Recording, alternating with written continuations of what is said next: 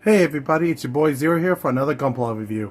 I apologize if my voice doesn't sound normal. I'm still getting over whatever I had or still have. So, today's episode is going to be the Lfrith Thorn from The Witch from Mercury. Another great Gundam. And I have to make this joke now before, I forget. It's got chicken legs! I love this thing. It's not as much as, say, the Rubris or the Ariel or the Fract, but I do love this thing because it has little stumpy chicken legs and arms like a gorilla. I don't know why it was designed this way. They can say it's for a low center of gravity and all combat situations, but what does stumpy chicken legs, and gorilla arms do in any combat situation? But I'll go into more detail during the review part. I just had to get that joke out of my system because I will be will slip into the girl voice probably and go, it's got chicken legs, more often than you think. So I picked up this dude at New Type, and I'm probably going to get the hopefully soon, but I make no promises. So let's get into the review of the Chicken Leg Gundam. Okay, this is the Thorn with everything that comes in box. A massive sheet of color correcting stickers. Not a fan of. A pair of dynamic hands, which I am a fan of. A pair of beam effects for either the two beam sabers that are located under the shield, which you can remove. Let me just get the shield off. There we go. The two beam sabers here, which you can just pop off and put in the hands, because it's the holding hands I have currently attached. Pop them off. It's quite simple. They get attached right here. There's the little hole for the beam saber. So, simple beam saber situation. Ta-da. And you just slide into the hand. No big deal. But personally, I like the other option they give us. That's right. Arm blade. There goes the chicken leg. The arm blade. Why don't more Gundams have this? I'm sorry. I'm going to keep harping on it because it makes the most sense. It saves money, time, and patience just to give all stuff like that a blade that comes out of the arm. I never understood the point of a secondary weapon source. Unless it's a giant metal sword, or, yeah, that's about it. Giant metal weapons makes sense. A handle that does your beam weapon when you can just have a built-in beam blade, don't understand. So, yeah.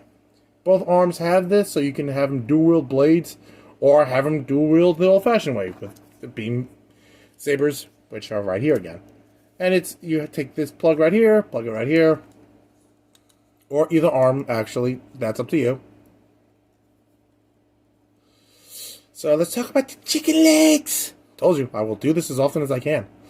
I'm actually more surprised that I can support all this weight. So, this is actually kind of a short Gundam. So, we're going to take the custom build for Friday's episode. The Equinox Gundam I built. If you can stand up under its own weight again. The same problem it had as the Helios it has now as this. Alright. And we'll just take a regular standard high grade. I'll grab the tri-burning since it's the closest to me. Yeah.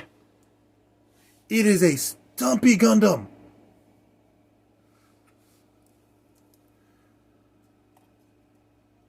So, yeah. Gotta move him to the side, get the other Gundams out of the way. But yeah, it is a stumpy Gundam. In comparison to its other Gundam counterparts. It's kind of funny. And you would figure with these narrow chicken legs, it wouldn't be able to support all this mass on top, but it actually does surprisingly well. Like, I'm actually more surprised by how this is built quite well, actually. That's the leg fully bent. You can actually see the knee joint and everything. That's pretty cool. You get a decent rotation out of the feet. This is the arm fully bent. Actually, let's do this arm since you have a better clear view of it. Of course, that's how long the arm is. It's nearly the length of the entire body. Literally. From the shoulder down, it's majority of the torso. And the waist. So, yeah, from the chest plate, which I'll get into that issue, down to the knee. That's just pure forearm. That's kind of ridiculous. Again, gorilla arms and chicken legs. And the GN cannon here, the G cannon here, kind of reminds me of a GN cannon from like the Virtue. So it does give that kind of vibe to it, which I enjoy. But here's the one problem I do have with this. See the gun plate here? Yeah. That's a sticker. I love the Faract and the Rubris and the Ariel because this was actually a piece of plastic, one piece that you can plug it in. This is actually two pieces of plastic, the clear plastic and the dark gray piece that's underneath this.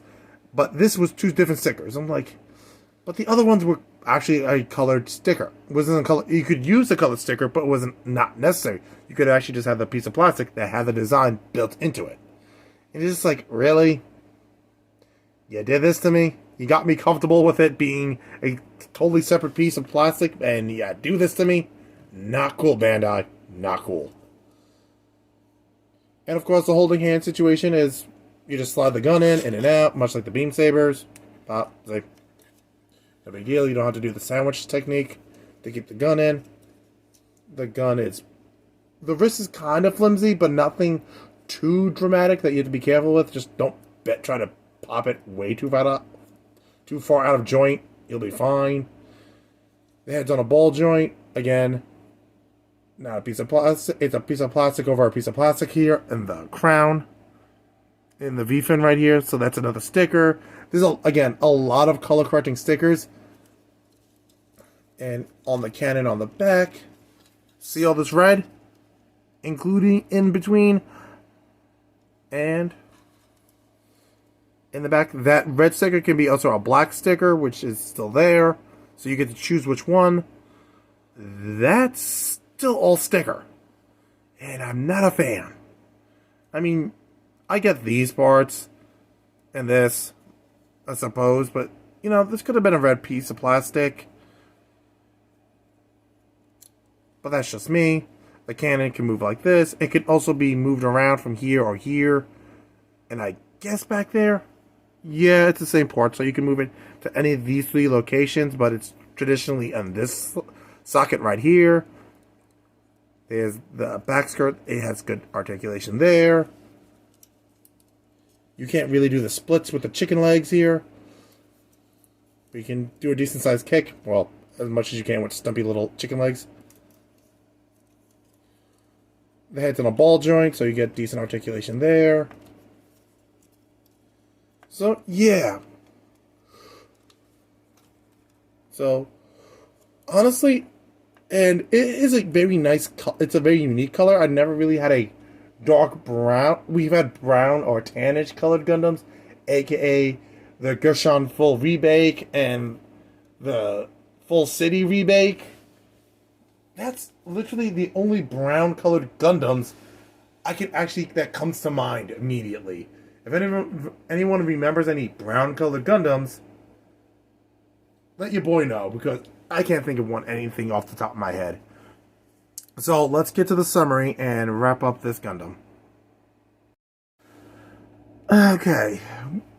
Like, I know I'm going to always say this, like I say in every episode. Would I recommend it? Yes. Because it has chicken legs. No one understands how much I love this thing. It's so derpy looking. Like, it shouldn't work in so many scales. It's no bigger than it's a little bit bigger than an SD Gundam. It has tiny, narrow legs and tiny little feet. It's a bulky body. I love looking at the art on the box cover and then looking at this thing. It's going, man. And in the anime, I'm like, you are, I've never seen so much discrepancy between you in action and what you look like in practice. Because, boy. Again, it shouldn't work, but I kind of love it that it does. And I've seen stuff about the Uru, and it looks cool, but this has such a unique flavor to it. It's like, yeah, it's like saying, yeah, I got chicken legs, deal with it. Like, I have a unique design, and let's be honest, not a lot of Gundams can say they can look like this, and still call themselves a Gundam, and look this kind of cool. It's a weird kind of cool, but that doesn't make it bad, it just makes it different. And never be afraid to be different, people, because it kind of works in this situation. So, thanks for watching. I'll catch you guys on Friday with the Equinox Gundam. And I'm not sure if I'm going to do the Titalian or the Gun Tank for next week's episode. So, you'll find out next week, I suppose. But thanks for watching. Remember to like, comment, and subscribe. Hit that bell for notifications, so when you know when I drop a new episode, or when I put up a community post. And I'd like to thank everybody for being, really supportive and cool about the whole not being able to post last week on Friday. I totally appreciate you guys being cool with that. And yeah, all of you are awesome. All of you appreciate it. Thanks for watching, and I'll catch you guys on Friday.